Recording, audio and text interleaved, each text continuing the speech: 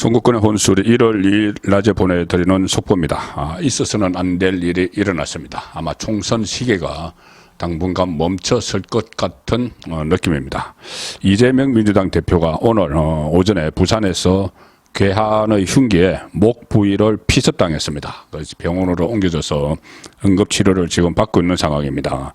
오늘 부산 가덕도 신공항 부지를 방문을 했는데 기자들과 질의응답을 마친 뒤에 취재진과 지지자들에게 둘러싸여서 차량으로 이동하는 중에 지지자들이 이런저런 응원을 했습니다. 그 응원을 하는 가운데 이 기자들은 같이 이동을 하면서 이낙연 전 대표의 신당 창당에 대한 입장을 묻고 있었습니다. 이동을 하면서, 차량으로 이동을 하면서. 그런데 한 남성이 지금 60대 내지 70대로 추정이 되는데 이재명 정면에서 웃는 얼굴로 군중을 해치고 이재명에게 접근을 하면서 지지자입니다. 사인 하나 좀 해주세요 하면서 접근을 했는데 이 머리에 파란색 모양의 왕관 같은 그 모자 같은 것을 쓰고 있었고 이 응원 문구가 적힌 파란 종이 왕관을 쓴 그 뿔테 안경의 장년 남성이었다. 손에 플랜카드도 들고 있었고 누가 봐도 지지자처럼 보였는데 이재명도 다가오니까 얼굴에 미소를 지으며 여유롭게 걸어가고 있었는데 이재명과 약 50cm까지 다가간 남성이 갑자기 오른손을 들어서 이재명 대표의 목 부위를 공격을 했습니다. 이 대표는 그 자리에서 쓰러졌는데 목 부위를 공격을 했다는 것은 상당히 치명상을 입히겠다는 그런 의도가 있다고 봐야 되겠죠. 목을 겨냥을 했기 때문에 지금 과도라고 합니다. 들어오는 그 첩보로는 과도를 들었다고 하는데 영상으로는 뭐 흉기가 뭔지 그 식별하기 어렵다. 그런데 길이 30cm 가량 흉기를 들고 있었다고 목격자들은 전하고 있는데 어쨌든 뭐 공격 직후에 주변 사람들이 달려들어서 이 남성을 제압을 했고 이재명은 응급 조치를 취했고 그런데 이 서처 이재명의 서처가 피로 물들 정도의 피로 막 젖을 정도의 큰 상처를 입었는데 오전 10시 39분에 구급대가 현장에 도착을 해서 부산대 병원으로 옮겨서 지금 그 치료를 받고 있는 상황입니다.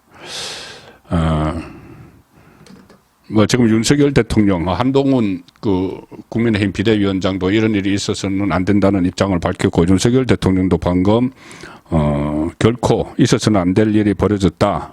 안전에 대해 깊은 우려를 표명을 했다고 김수경 대변인이 서면 브리핑까지 지금 막 했습니다.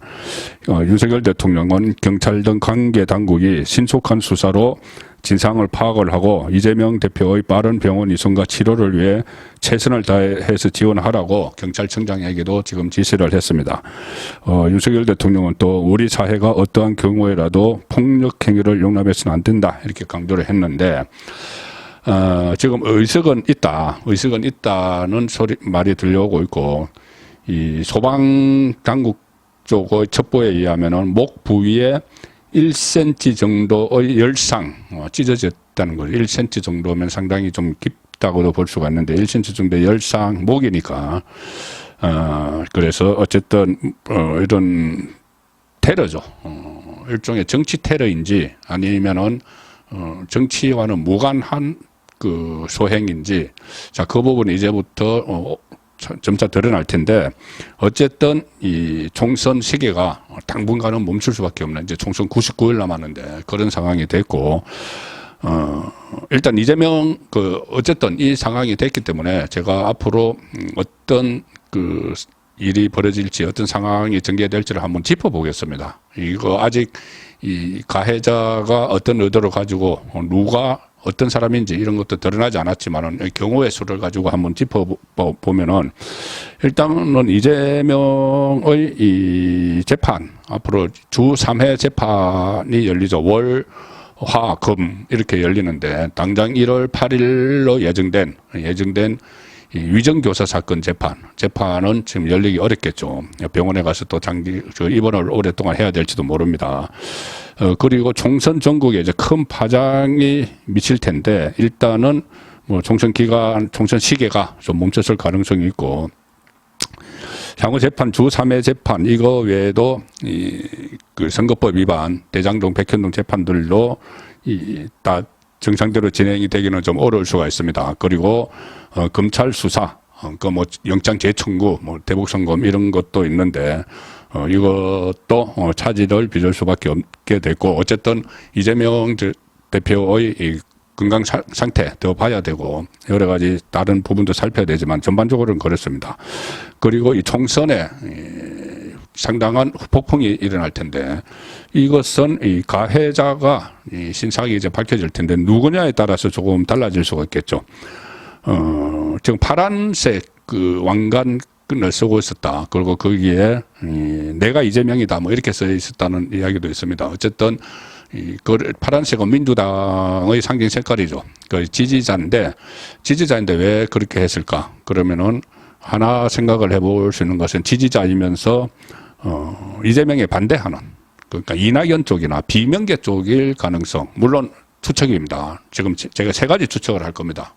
이게 그렇다는 것이 아니고 추측인데 이 민주당 내부에서 이런 일이 발생을 했을 수가 있다. 왜 그러냐면은 지금 그 이재명 이낙연이 막판에 단판을 지었는데 결렬됐죠. 그래서 결별 수순입니다. 이낙연은 어제 행주산성에서 사실상 신당 창당을 선언을 하고 이러면 내일쯤이라도 발표를 할 거라는 그런 이야기가 있었는데 양쪽이 지금 그 친명 비명계 또 비명계에서 집단적으로 이탈 움직임이 있습니다. 그래서 만일 그 비명계, 이낙연계든 아니든 뭐 추측입니다만 비명계에서 그렇게 했다면은 이런 일이 일어났다면은 이낙연 신당의 동력은 사실상 상당히 떨어질 수밖에 없고 또 비명계 전체가 여기에서 그 우왕좌왕하게 되는 거의 뭐 멘붕 상태에 빠지게 되는 그런 상태가 될 수가 있습니다. 추측입니다만 만약에 내부에서 민주당 내부에서 일어난 일이라고 하면은 그렇다는 말씀이고 만에 하나 국민의힘 지지자라고 한다면은 국민의힘 지지자라고 해서 어떤 뭐 정치적 목적을 정치색이 그 전에 분명했다. 만약에 이 가해자가 그렇다면은 이 상당히 총선에 엄청난 그 역풍을 맞을 수가 있죠. 총선이 아마 그렇게 되면은 뭐 극한 경쟁으로 치달을 겁니다. 물론 이것이 한 개인의 그런 행위라고 하더라도 이 좌파 진영이 총결집을 하는 계기가 될 수도 있죠. 어쨌든 정치 테러가 일어났으니까 만약에 이 경우라면은 이것도 역시 추측입니다. 제가 이 민주당 내부에서 일어났을 가능성 그리고 상대 진영 이재명의 상대 진영에서 발생했을 가능성 이 두 가지를 지금 같이 짚어드리는 겁니다.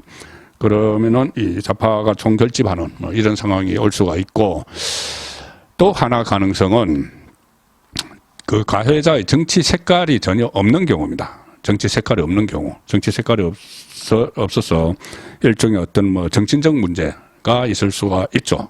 과거에도 뭐 그런 사례가 있었습니다. 정치인을 테러를 했는데 실제로 보면 어떤 뚜렷한 정치 목적을 가지고 했다기보다는 본인이 어떤 문제에 대해서 억울하다. 그것을 세상에 알리고 싶다. 뭐 이런 식으로 하는 경우가 있었죠. 그 경우 같으면은 이 정치 폭력에 대한 이런 폭력에 대한 비난 여론이 사회 전반에 또 막 그 퍼지면서 자성을 하는 계기로 삼는 그리고 폭력에 대한 비판 이런 여론이 조성이 되는데 정치 색깔이 없더라도 이재명에 대한 동정론은 또 일어날 수가 있습니다. 이재명에 대한 동정론 그런 상황이기 때문에 그 섣불리 말씀드리기는 그렇지만 어쨌든 총선 전국뿐이 아니고 이재명의 재판 리스크가 당분간 멈춰서고 총선 그 분위기도 당분간은 좀 주춤하지 않을까, 멈춰서지 않을까. 뭐 신당 이런저런 신당 이야기 나오고 이 공천과 관련해서 이재명 그러니까 민주당 안에서 공천 갈등 뭐 이런 이야기도 나오는데 당분간 좀 멈췄을 것이고 이 가해자가 누구냐, 어떤 목적으로 이런 테러를 했느냐가 밝혀지면 거기에 따라서 총선 전국이 요동치거나 아니면은 이재명 대표가 조속히 이렇게 건강을 회복을 하면은 그 조기에 또 그 봉합이 되는 그런 상황도 갈 수 있는데 어쨌든 이 문제는 좀 더 오늘 정도 좀 지켜봐야 될 것 같습니다. 나중에 다시 후속 소식 들어오는 대로 전해드리겠습니다. 선거권의 혼술이었습니다.